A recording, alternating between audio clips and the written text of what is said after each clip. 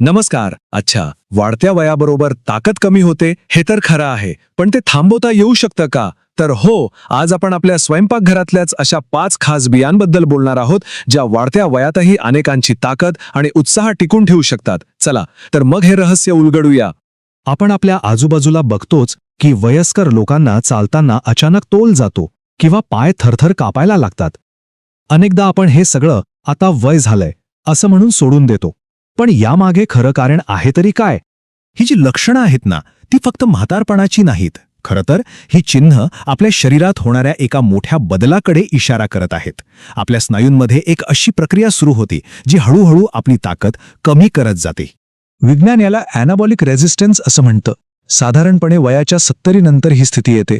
म्हणजे काय की आपण कितीही चांगलं प्रोटीनयुक्त खाल्लं तरी आपलं शरीर ते पूर्वीसारखं स्वीकारतच नाही. आणि खरी समस्या इथूनच सुरू होते. आता हे सोप्या भाषेत समजून घेऊ. कल्पना करा, आपले स्नायू म्हणजे एक घर आहे आणि त्या घराचा दरवाजा आतून बंद आहे. तुम्ही बाहेरून कितीही पौष्टिक प्रोटीन पाठवलं तरी ते आत जाऊच शकत नाही. ॲनाबॉलिक रेझिस्टन्समुळे शरीरात नेमकं हेच घडतं. पण मग ह्यावर काहीच उपाय नाही का? तर आहे. निसर्गानेच या समस्येवर काही उपाय दिलेले आहेत.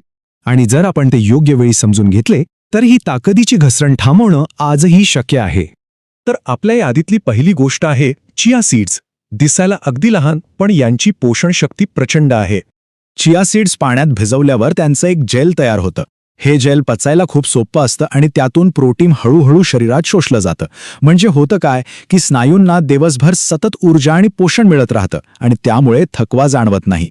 पण इथे एक अत्यंत महत्त्वाची गोष्ट लक्षात ठेवायची आहे. या बिया नेहमी पाण्यात भिजवूनच खायला हव्यात, कारण कोरड्या बिया पचनसंस्थेला त्रास देऊ शकतात. आणि जर या बिया 2 जेवणांच्या मधल्या वेळेत खाल्ल्या तर शरीरातली ऊर्जा टिकून राहते. आता वळूया जवसाकडे. जवस म्हणजे आपल्या पारंपरिक आहारातला एक विसरलेला खजिनाच म्हणा ना. आणि हे विशेषतः वृद्ध व्यक्तींसाठी तर खूपच फायदेशीर आहे. जवसामध्ये लिग्नन्स नावाचे काही नैसर्गिक घटक असतात. हे घटक शरीरातील हॉर्मोनचं संतुलन राखायला मदत करतात, जे वाढत्या वयात खूप महत्त्वाचं असतं. कारण जेव्हा हॉर्मोन संतुलित असतात तेव्हा स्नायूंची दुरुस्ती आणि त्यांची पुनर्निर्मितीची प्रक्रिया जास्त प्रभावीपणे होते. इथे एक महत्त्वाचा मुद्दा लक्षात घ्या. जवसाचा पूर्ण फायदा घ्यायचा असेल तर ते नेहमी ताजं दळलेलंच वापरायला हवं. कारण अख्खे जवस खाल्ल्यास त्यातील पोषक घटक शरीरात शोषलेच जात नाहीत. आपल्या यादीत 3ऱ्या क्रमांकावर आहेत भोपळ्याच्या बिया. या बिया काही महत्त्वाच्या खनिजांचा एक उत्तम स्रोत आहेत. वाढत्या वयानुसार विशेषतः पुरुषांमध्ये टेस्टोस्टेरॉनची पातळी नैसर्गिकरित्या कमी होत जाते, ज्यामुळे स्नायू कमजोर होतात. इथेच भोपळ्याच्या बिया कामी येतात. त्यामधलं झिंक आणि मॅग्नेशियम हे 2 महत्त्वाचे खनिज घटक स्नायूंची दुरुस्ती आणि ताकद टिकवून ठेवण्यासाठी अत्यंत आवश्यक आहेत. पण या बिया थेट खाण्याऐवजी त्यांना हलकं भाजून किंवा पाण्यात भिजवून खाणं गरजेचं आहे. असं केल्याने त्यातील पोषक घटकांचं शोषण शरीर अधिक चांगल्या प्रकारे करू शकतं. आता पाहूया क्विनोआ. अनेकांना वाटतं की हे एक धान्य आहे, पण नाही. क्विनोआ खरं तर एक बी आहे आणि तेही एक संपूर्ण प्रोटीन.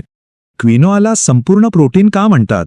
कारण त्यात शरीराला आवश्यक असलेले सर्व अमिनो ॲसिड्स म्हणजे प्रोटीनचे बिल्डिंग ब्लॉक्स असतात. आणि सगळ्यात महत्त्वाचं म्हणजे हे पचायला खूप हलकं आहे. त्यामुळे शरीराला ताण न देता स्नायूंना थेट ऊर्जा आणि पोषण मिळतं.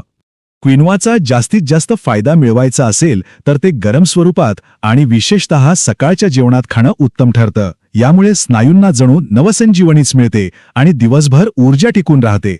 आणि आता आपल्या यादीतील शेवटची पण अत्यंत महत्त्वाची बी, हेम्प सीड्स म्हणजेच भांगेच्या बिया. निसर्गाने दिलेलं हे सर्वात संतुलित असं प्रोटीन मानलं जातं. यातील प्रोटीन आपल्या शरीराच्या प्रोटीनच्या खूप जवळचं असतं. त्यामुळे ते पचन संस्थेवर कोणताही ताण न आणता थेट स्नायूमध्ये पोचतं. आणि हो, यामध्ये कोणतीही नशा नसते. त्यामुळे हे पूर्णपणे सुरक्षित आहे. आणि ही गोष्ट अगदी काळजीपूर्वक लक्षात घ्या. हेम्प सीड्स उष्णतेला खूप संवेदनशील असतात. त्यामुळे त्या कधीही शिजवू नयेत. त्यांचा सर्वोत्तम उपयोग हा कच्च्या स्वरूपात खाण्यातच आहे. चला तर मग या 5 महत्त्वाच्या पद्धतींची पटकन उजळणी करूया. चिया सीड्स नेहमी भिजवून, जवस ताजा दळून, भोपळ्याच्या बिया हलक्या भाजून, क्विनोआ गरम स्वरूपात आणि हेम्प सीड्स नेहमी कच्च्या.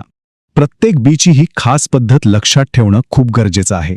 पण आता येतो सगळ्यात महत्त्वाचा मुद्दा, म्हातारपणावर मात करण्याची खरी शक्ती या बियांमध्ये नाही, तर आपण त्यांचा समजूतदारपणे आणि नियमितपणे वापर कसा करतो ह्यामध्ये आहे.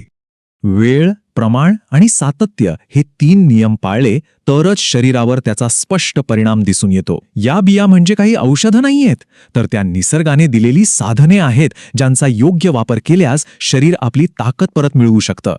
तर मग लक्षात ठेवा, खरी शक्ती या बियांमध्ये नाही, तर त्यांच्या विचारपूर्वक आणि नियमित वापरात आहे. निसर्ग आपल्याला साधने देतो, पण त्याचा योग्य वापर कसा करायचा हे पूर्णपणे आपल्यावर अवलंबून आहे. या माहितीचा समजूतदारपणे वापर केला तर वृद्धत्वाच्या परिणामांपासून नक्कीच शरीराचे संरक्षण करता येते.